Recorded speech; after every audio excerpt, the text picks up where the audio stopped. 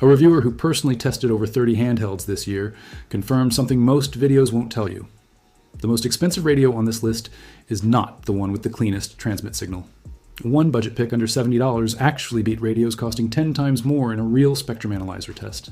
Before you spend a single dollar, I'll tell you the one wildly popular radio almost every beginner buys, that independent testers actually warn against because of a messy, noisy transmit pattern.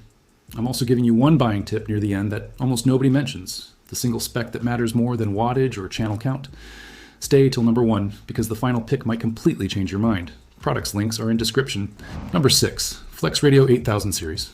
Let's start with the radio built for people who treat their shack like a command center. The FlexRadio 8000 series, covering the 8400 and 8600 models, is a software-defined radio using direct sampling technology running at over 122 million samples per second on the 8400 and nearly 246 million on the 8600. What that means in plain English, this radio doesn't behave like a traditional transceiver. It functions as a server.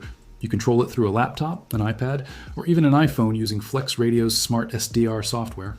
And with SmartLink technology, you can operate your home station from almost anywhere with an internet connection, whether you're sitting at work or on vacation halfway across the country.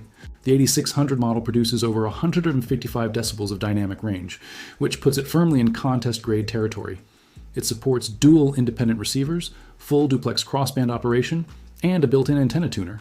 Add FlexRadio's Power Genius XL amplifier, and a serious all-mode station becomes practical with just one radio, 1 amp, and 3 cables.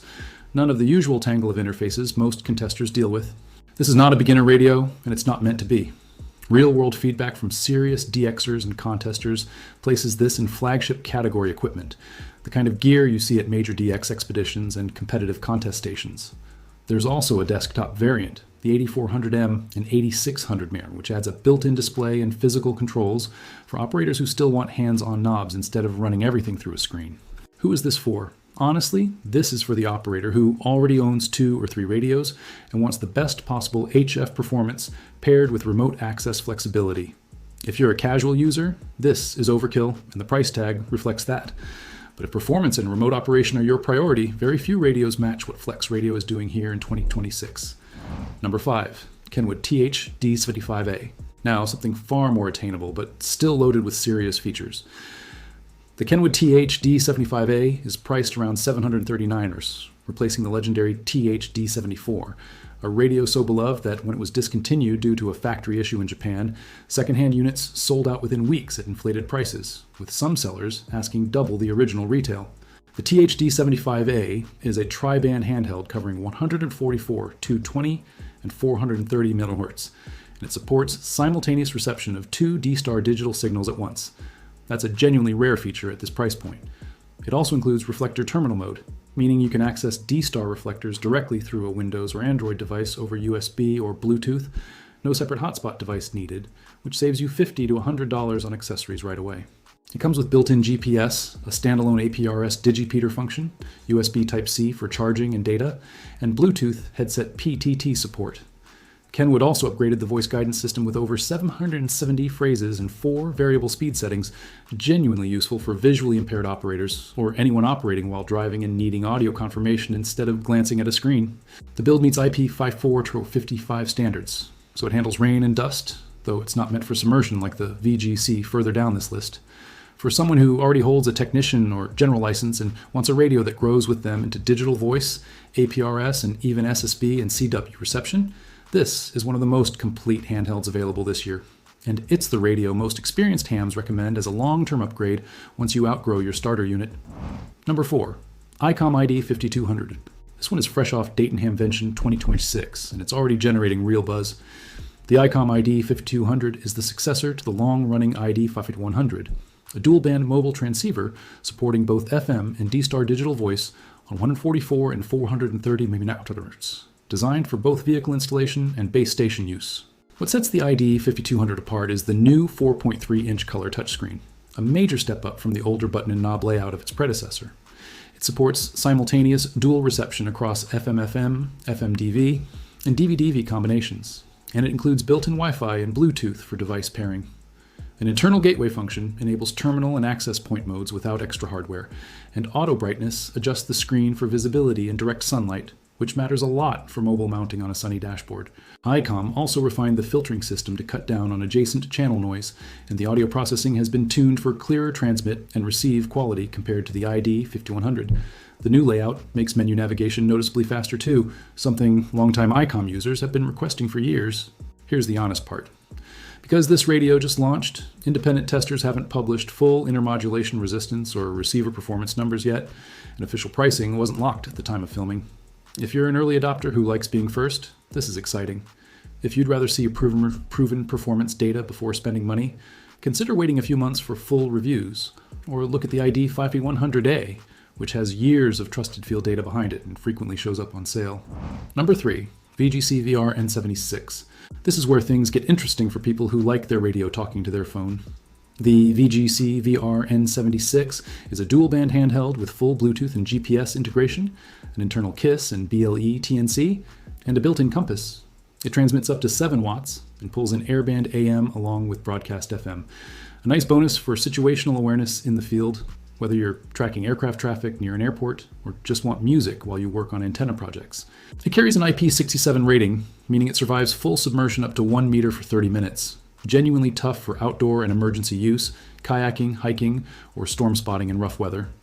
APR's functionality runs deep here, including messaging, iGate capability, offline map downloads, SSTV photo transmission, and even Morse and DTMF code support through the companion app.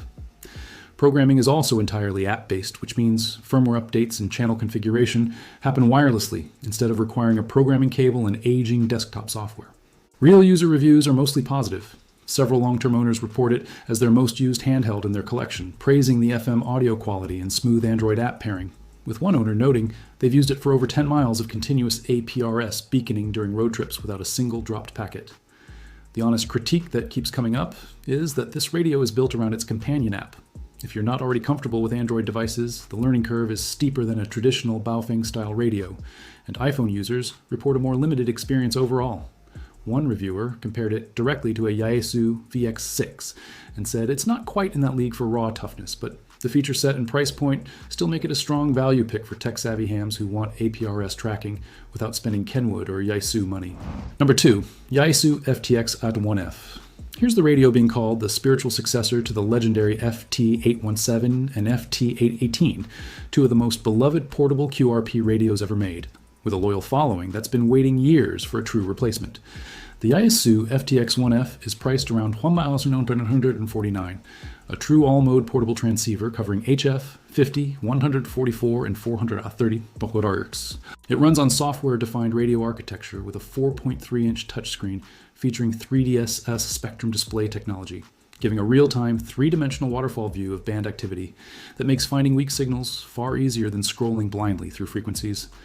Output power sits at 6 watts on the included 5670 mAh lithium battery, climbing to 10 watts when connected to an external DC supply. Battery life stands out for a field radio, up to 9 hours on SSB HF operation, and 8 hours on FM, VHF, and UHF. More than enough for a full day of parks on the air activation without swapping batteries.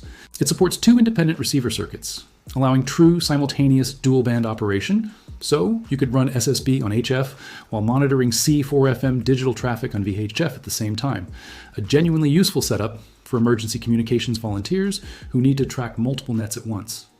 Optional accessories include an external automatic antenna tuner and even a 100-watt amplifier package for operators who want to scale up power later without buying a new radio entirely. Early comparisons from field operators put this in direct competition with the Icom IC705, and opinions are split. Some QRP enthusiasts feel it doesn't quite have the soul of the old FT817 series and lean toward Elecraft alternatives instead, while others say for the price and feature combination, nothing else on the market matches it right now. If you're serious about summits on the air, parks on the air, or field day operations, this deserves a long, hard look. Number 1, Baofeng BF-F8HP Pro, and here's where I told you the surprise was coming. The Baofeng BF-F8HP Pro takes the top spot, not because it's the most powerful radio here, but because of pure value and accessibility for new and budget-conscious hams across the United States. This is the BTEC-built upgraded version of the original F8HP, typically priced under $70. It transmits 5 watts on 2 meters and 6 watts on 70 centimeters, up from the original's 4.9 and 2.5 watt output.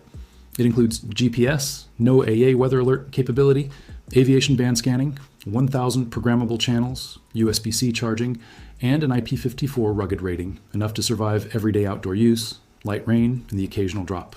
Now, here's the honest truth I promised earlier. Independent spectrum analysis testing on the Pro version showed a noisier transmit pattern than the standard F8HP, with power spreading across multiple weaker lines instead of one clean center frequency.